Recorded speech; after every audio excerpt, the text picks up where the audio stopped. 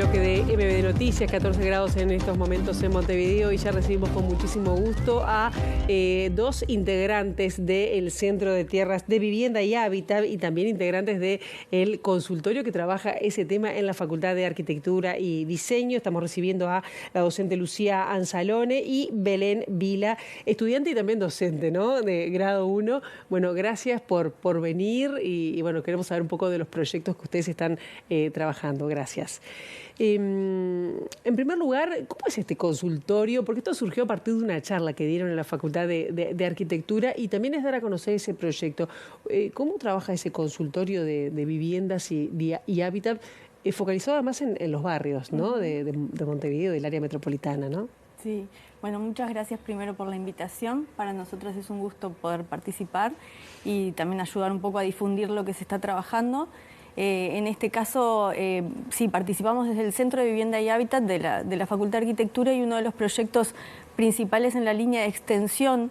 Ustedes saben que en la universidad trabajamos la investigación, la enseñanza y la extensión, y dentro de la extensión es el trabajo de relacionamiento con el medio, ¿no?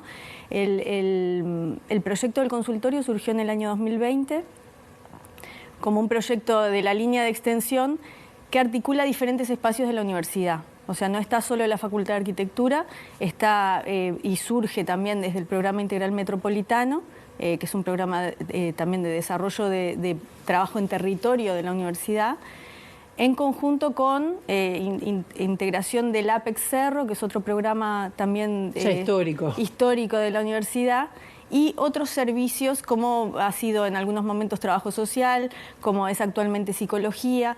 Entonces, desde esos ámbitos, digamos, o de la generación de ese espacio de trabajo, venimos trabajando desde el 2020.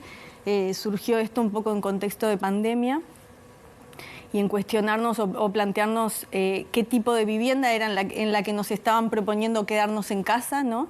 Y la desigualdad en el acceso a esta posibilidad de quedarnos en casa en una situación de habitabilidad adecuada, saludable.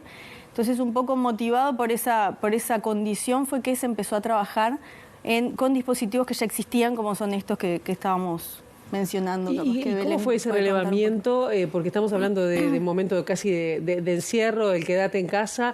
¿Con qué viviendas, Lucía, se encontraron, vos como estudiante también, ¿no?, haciendo todo ese trabajo?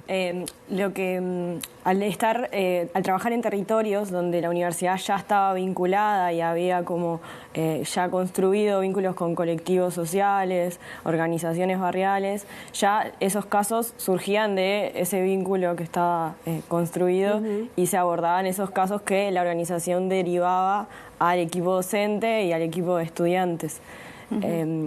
Estos casos eran de vivienda, pero la escala ha ido como cambiando, se han abordado diferentes desde espacios públicos, espacios colectivos, viviendas colectivas, y en busca de abordar la problemática lo más comunitaria, o sea, integralmente. Sí. ¿Viviendas colectivas a qué te referís? A la problemática habitacional colectiva de un grupo de vecinos que están como organizados. Claro, ¿y qué viste ahí? ¿Tenían dormitorios para todos? ¿Cómo era el quedarse en casa? No sé si tenían la posibilidad de trabajar desde casa. No, obviamente son situaciones habitacionales muy vulnerables, ¿no? O sea, no hay baños, situaciones de hacinamiento, no hay saneamiento, conexión a saneamiento, instalaciones eléctricas que no son seguras. ¿Y qué demandas tenía la gente? Porque a veces uno tiene una mirada, pero las demandas de la gente son distintas. ¿Cuáles eran las demandas? Claro, ahí está bueno aclarar esto que un poco comentaba Belén también, de que nosotros llegamos a trabajar con organizaciones barriales. Y trabajamos con esas organizaciones qué casos son los que quieren priorizar, ¿no? Los que se entiende o qué temas son los prioritarios para ese colectivo. Entonces ahí hay un trabajo en ese sentido. Al principio se puede plantear, por ejemplo, bueno, no, lo que queremos hacer, acá necesitamos ampliar esta vivienda porque no tenemos, somos muchos, hay determinada cantidad de niños, no hay suficientes habitaciones, pero cuando llegamos y empezamos a trabajar con ese colectivo encontramos que además hay un tema fuerte de inexistencia de conexión a saneamiento, ¿no? De que es necesario trabajar en los desagües de pluviales porque se inundan. Entonces empezamos a encontrar como otros temas a partir de empezar a trabajar con ese colectivo y se empiezan a abordar y a ver a quiénes hay que vincular a esa temática para poder desarrollarlo.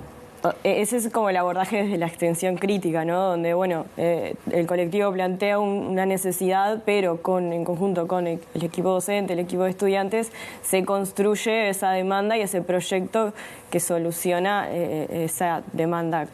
Claro. Lo que ustedes me están planteando, ¿está faltando el Estado que se acerque? ¿No llega el Estado a esas viviendas, a esos barrios? Sí, siempre se quedan cortas las políticas públicas. Sin duda, en estos casos que venimos trabajando, no hay justamente, no llega el abanico de políticas públicas y por supuesto que ni que hablar, son familias que han quedado excluidas de las posibilidades de acceder a la vivienda y al hábitat digno a través de los mecanismos que existen, ¿no? Por supuesto que por el mercado formal no acceden, por las políticas públicas muchas veces tampoco porque no llegan, como decía Belén, y es esta situación que nos encontramos de marginación, ¿no? De imposibilidad de acceder no solamente a una vivienda y hábitat adecuado, sino a servicios, a la educación, a la posibilidad de acceder a otras cosas que hacen a la vida de las personas, ¿no? Entonces, cuando ustedes hablan, y estaría bueno aclararlo, de vivienda y de hábitat, ¿no? Sería bueno definirlo, ¿no? ¿A qué se refiere? ¿Es lo que rodea una vivienda? No es solo la casa, digamos, ¿no? Los cimientos. ¿Qué es? ¿Cómo lo describirían? Ahí está. Ahí, bueno, en eso se ha trabajado mucho también a nivel académico, digamos, y de activismo social en reivindicar que el derecho a la vivienda no es solo acceder a un techo, sino que es acceder a la ciudad, acceder a bienes y servicios urbanos que nos permitan desarrollar nuestra vida, nuestro trabajo, nuestras posibilidades, ¿no? Y no es solamente la resolución de un techo con 4 paredes, ¿no?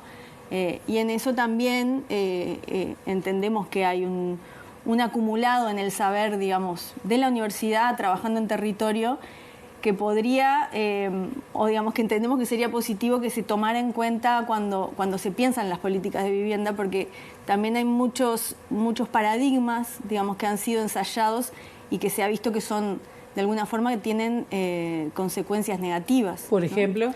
Por ejemplo, esto de pensar la vivienda aislada como una solución. Entonces, el generar posibilidades de vivienda en áreas periféricas de la ciudad, mismo desde la política pública, no solo como un crecimiento espontáneo, sino el promover que se siga construyendo o ampliando la mancha urbana, alejándose de las centralidades, generando como nuevos espacios de marginación, ¿no? Agregados como a las situaciones ya existentes, es algo que es un tipo de política que se ha empleado a lo largo de los años, que se ha ensayado y se ha comprobado los efectos negativos y sin embargo se siguen replicando, ¿no? De todos modos, lo tengo presente a Arana en su momento, que decía volver a ocupar la centralidad. Exacto, ¿no? Exacto. Pero bueno, sigue coexistiendo con esos otros emprendimientos. Sí, exactamente. ¿Cuántos proyectos o a cuánta gente, no sé si lo pueden llegar a cuantificar, ha alcanzado el consultorio, bueno, desde el 2020 hasta ahora? El consultorio inició como un proyecto piloto, reuniendo voluntades, digamos, de diferentes espacios de la universidad y muy a pulmón, se podría decir, ¿no? O sea, con docentes que ya estaban trabajando con sus cargos docentes, digamos, y organizando como este dispositivo de trabajo en consultorio. El alcance fue creciendo, en realidad, en estos años y hemos intentado como formalizarlo como espacio de trabajo también. Y en estas diferentes ediciones se han involucrado cientos de estudiantes, decenas de egresados, podríamos decir, porque hubo una fuerte convocatoria de estudiantes, sobre todo en las primeras ediciones, gran cantidad de egresados que se involucraron voluntariamente, digamos, por el interés de trabajar en esto, y gran cantidad de docentes que nos fuimos sumando desde diferentes espacios.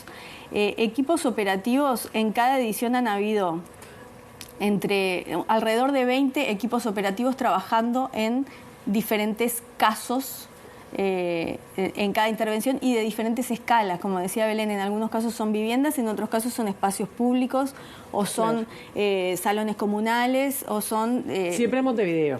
Siempre en Montevideo, sí. Bien, vamos a tener que seguir charlando de esto, las vamos a invitar en otra oportunidad, sobre todo para ver también cómo los estudiantes se involucran con todo esto. Sí. Por ahora les agradecemos, Lucía Anzalone, Belén Vila, gracias por estos minutos. Muchísimas gracias a ti. Ojalá